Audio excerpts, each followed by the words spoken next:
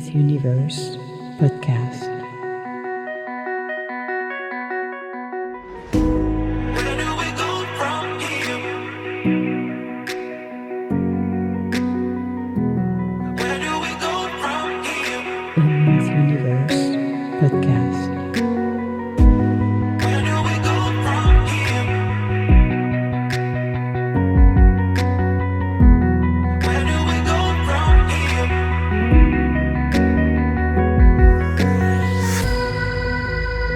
Miss Universe podcast.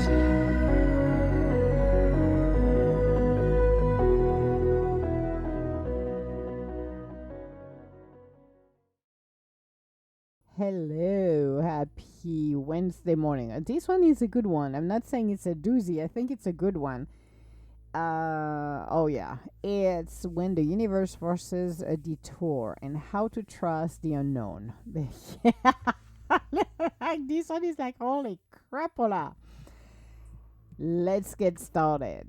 Life has a funny way of rerouting us just when we think we have it all figured out, whether it's a lost job, a relationship that ends, or a dream that doesn't pan out. Sometimes the detour is the path.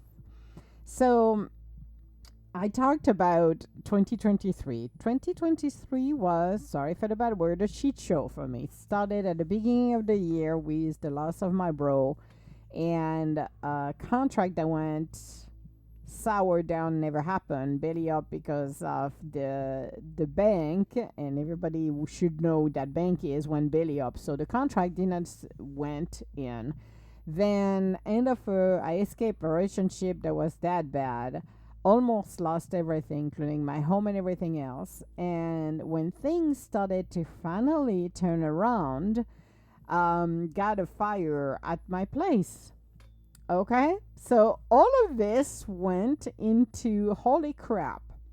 And for the detour, you're gonna say, what kind of detour did you took? Well, it was the loss of the house is realizing that one, I became the observer in the situation. At the beginning, I freaking pray. I'm like, holy crap. Well, what did not destroy? One thing was destroyed by the fire was and I said it, and I'm going to say it again, it's that module from T-Mobile, that 5G module. The rest was soaked in water, literally drenched in water. So I lost everything because of the water. And, when you think about it, was becoming the observer and seeing when things like we're the pieces on the top of that board, and seeing the pieces moving, seeing that I had to move. I ended up in a hotel. I had food that was in, which was a blessing. But then I moved to a place that wasn't the best one ever after the hotel, but it was necessary for me to stay there for a month.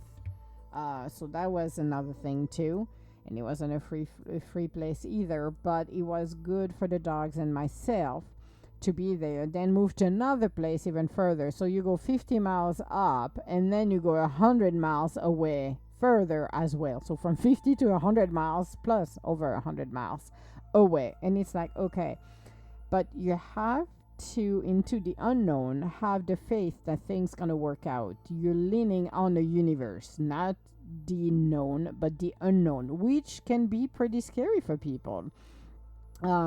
Having, if you're listening to people who have lost jobs, and they are successful now business owners, have, they were broken, they had nothing left, they were at their wits end, and all of a sudden things change because they continue to push forward on what they were doing and believing in what they were doing. So that is one thing. Now, how resistant to change showed up, and often to soften it, because when things are happening in our lives, and I went into the extreme for the first one, so it's just, and that's just the bird's eye view. It's not the detail of everything, but it is what it is. But when you're looking at resistance to changes that shows up, let's say you lost your job, or not even to the level of changing, lost your job, but your job's changing. Things are changing with companies, and we have to learn to adapt. And a lot of people, and I've seen it in the past, and I've done it as well. I'm as guilty as well than everybody else is we love our habits. We have that sense or that false sense of security where you think that, well, I'm going to my 9 to 5 jobs. I have my routine. I know I'm getting my paycheck. But when things are starting to shift and change within the company itself, and people now see their job being modified, they have that resistance to change. This is like your fight or flight modes, your instinct to, oh my god, I'm maybe gonna get laid off if I don't continue the way I'm doing my job and I'm being pushed into the unknown. I'm freaking out. And that cause a lot of things. That cause a lot of heartache. I do write pieces about right now AI. A lot of people are afraid that AI is going to take our job. Okay, they're going to take the manufacturing jobs. Some of them were on the line because the robots can repeat. Except you need a supervisor. Okay, they're not going to. They're not going to do it on their own. You have somebody who oversee them. That's different. But when they do the solder, when they do putting things together, those repetitive tasks now are being done by a robot. Same if you're looking at marketing, you can automate it, some of your campaigns. You can do a lot of things. That's not going to replace the job.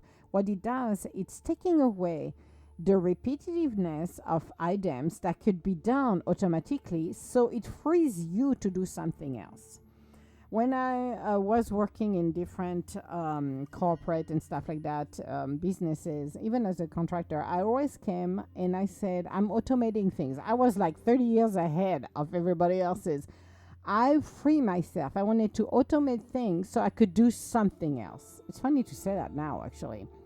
Sometimes you come to sense of realization, you're at the head of the game. But people, I had people that wants to fed spoon everybody else's. As an example, when I'm talking in the late 90s, when I came into one of the contracts and I stayed there for a few years, they had their monthly reporting took forever. We went from, and I moved it in 1 year from a month to get it done to 10 hours basically, because I automated things. But at the end of the day, what I created was the first dashboard. I can say that officially. I created the first dashboard in my area 30 years ago, and I think a lot of people did it as well when we use Access database. We used to create forms, and it was more like a dashboard where you could use those forms to create different reportings, and you use those forms, put your little buttons so they could run it directly and print it in a paper form or download it in an Excel form. And I created so many reporting that people could, like the old country Buffett, pick and choose what they wanted. I created so many freaking reports that I was ahead of the game on this one as well, because I was thinking, what else do I want to know? So people had everything and they had the data formatted in a different way. So whatever they wanted, they got it. They didn't needed me. And that's the game. That was my game. How to automate and change things so they don't need me. So that's step number one, the resistance to the changes. What does it bring it to me? What is the added value? I got more time to do other things. Think about it. If you change your perspective, then you are now in a least resistant path than if you try to stop, because you cannot stop. I'm going to be honest with you. You cannot stop what's going to happen. You can delay it, but the end will still be the same. However, if you are proactive, then it softens the outcome. You can better transfer to something else. Okay? Losing a job is never funny. It's not funny unless you see it coming. It's not funny. And when you're looking at the bills to pay, the mouths to feed, that is a worrisome when you live from paycheck to paycheck, or even if you have a cushion, it doesn't change. Because I heard somebody say, well, you need to have a 1 year of saving, blah, blah, blah. And I'm like, well, even with 1 year of savings, it doesn't mean that, you're going to find what you're looking for. However, it gives you an opportunity. And I know it's hard to hear it from people. It's like, no way. Yes, it gives you the opportunity to decide, do I want to stay where I am and doing the same thing, or do I want to move on to something else? Do I want to revamp, taking the time to take classes, taking the time to look at, do I want to open my own business? There is more opportunities, and that's when you stop the fly or fight mode, then you can do it and understand it.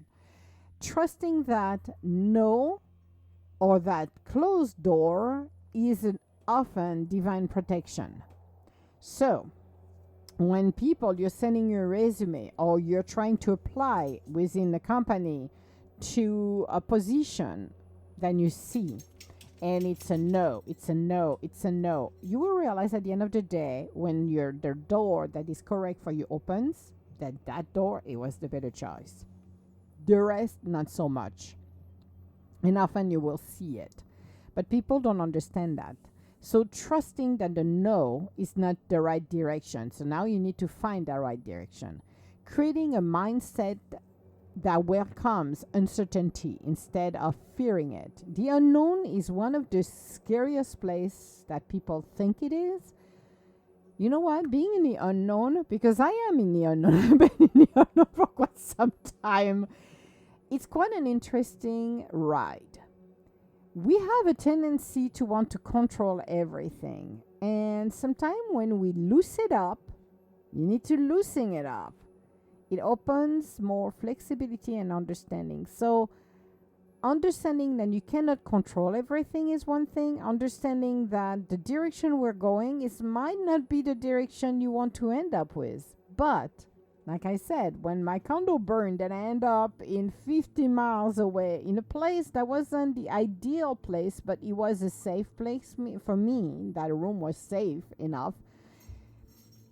The entire circumstances were different. It was just like, okay, I'm away from everything. I have to do things. And it's just trusting the process, trusting where I needed to be in order to move to the next level and the next level. So it's trusting the process. It's creating the welcome. I'm here for a reason somewhere because I need to be there to move to the next level. So when you start to understand this and not react based on your ego, on the fear, on the uncertainty, but have faith that I am on the right path.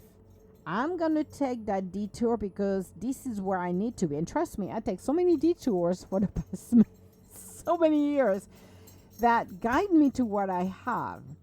The wisdom that I got, the skill set that I got, the mindset that I have, everything that I accumulated throughout those years guide me to where I am today, which I am a source of information, knowledge, wisdom, understanding, enlightenment.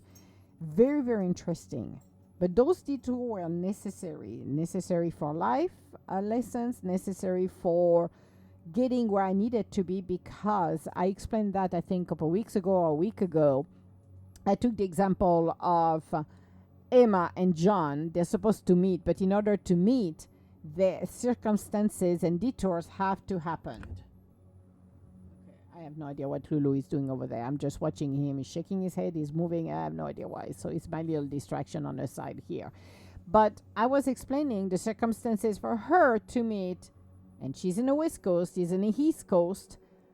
Then circumstances, detours, like she was supposed to be speaking in Texas, and she went and spoke in Texas and met somebody who was interested to talk to her, got back to her when she came back to the West Coast, wanted her to work with them, blah, blah, blah, went to New York, and she met John.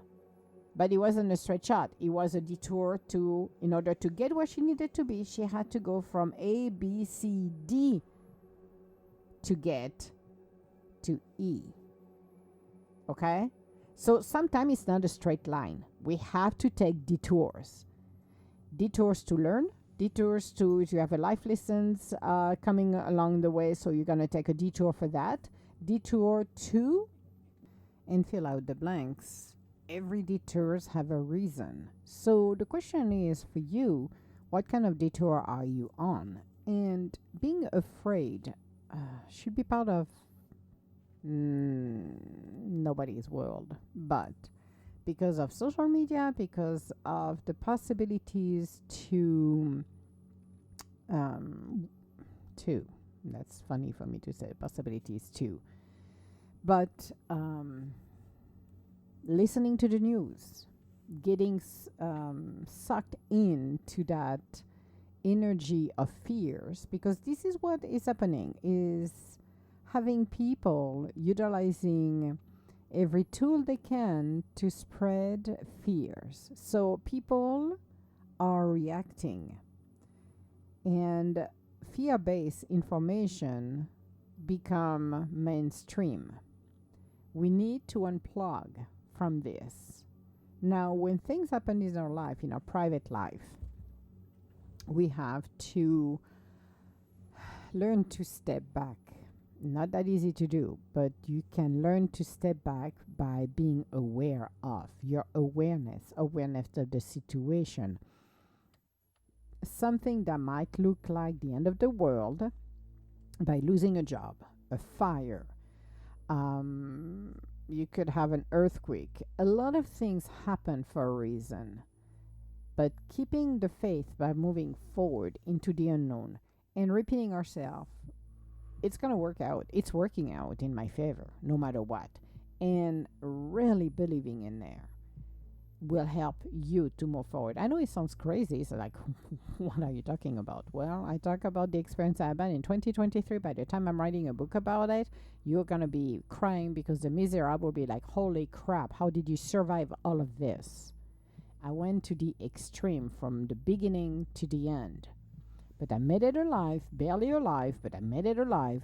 And the cherry on the top of the cake was that freaking fire. It's like, really, universe? Now, the things were starting to finally get where they were supposed to. Everything was just going back to something that's like, yay. And I got, scooped out of it, and that was it.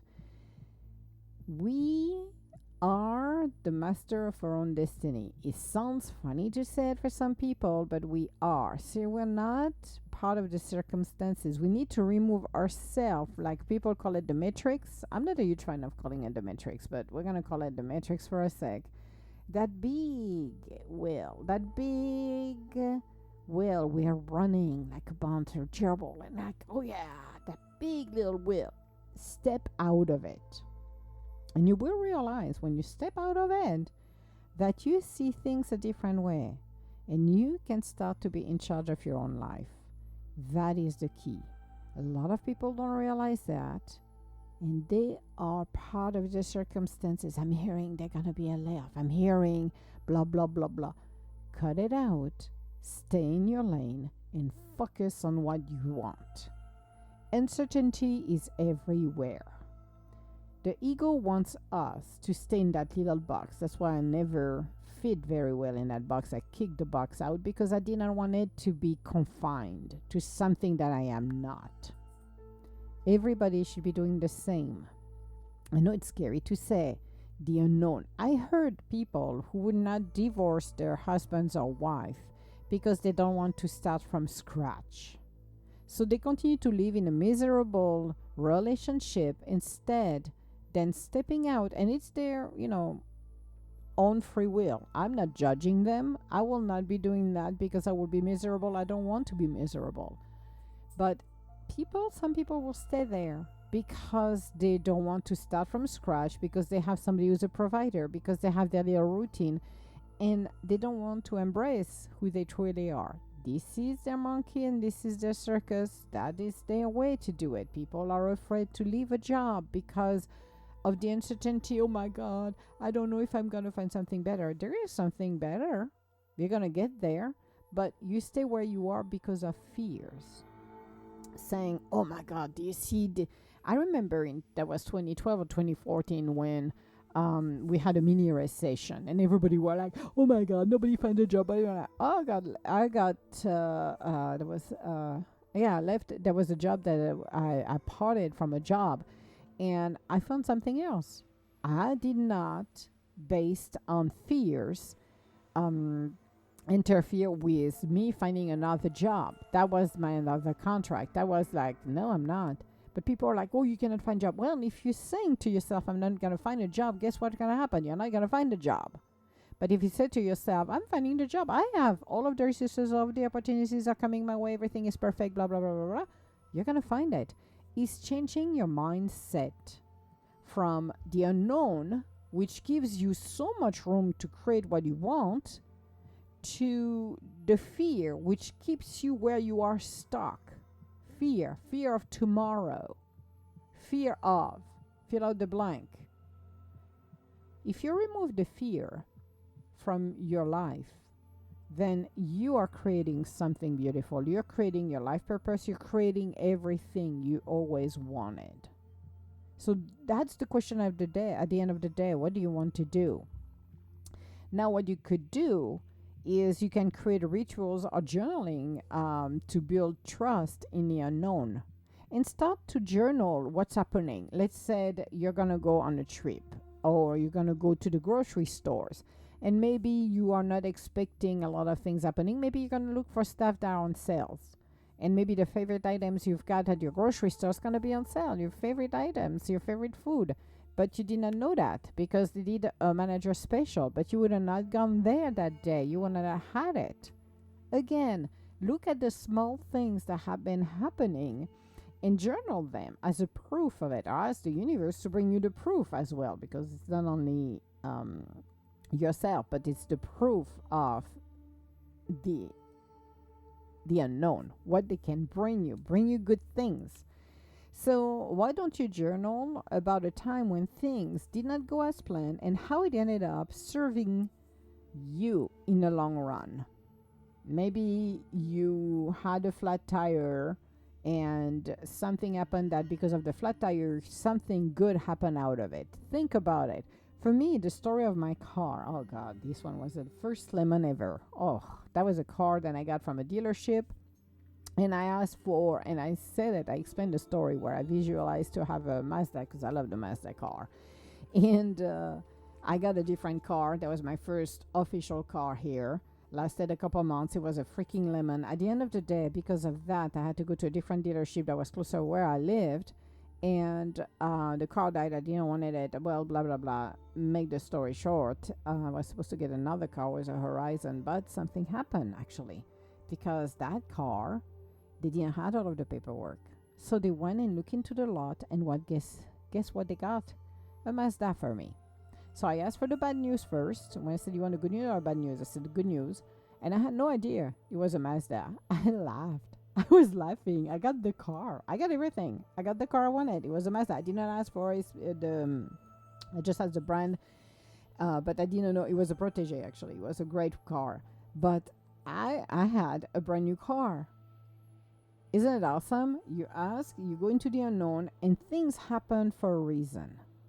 So look at that, journal, but learn that resistance never gets you anywhere. Think about the time as well when you went into a resistant mode and it backfired in your face. Change are inevitable, and a lot of people need to understand that. You cannot stop changes. What you can do is adapt to circumstances and understand how you can navigate all of this. And navigating it is keeping the faith and the beliefs that things will happen for a reason, but you're the master in charge. Set your goal and go for it. And let it go. Let it go. And flow on that flow the universe has for us. So, all my love, guys, and we'll talk to you later. Bye now.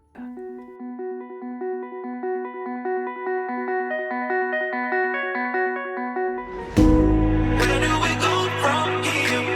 Emma's Universe Podcast. Where do we go from here?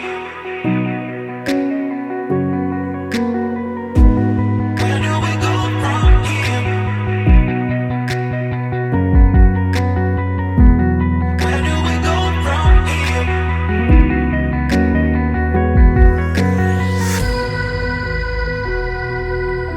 Emma's Universe Podcast.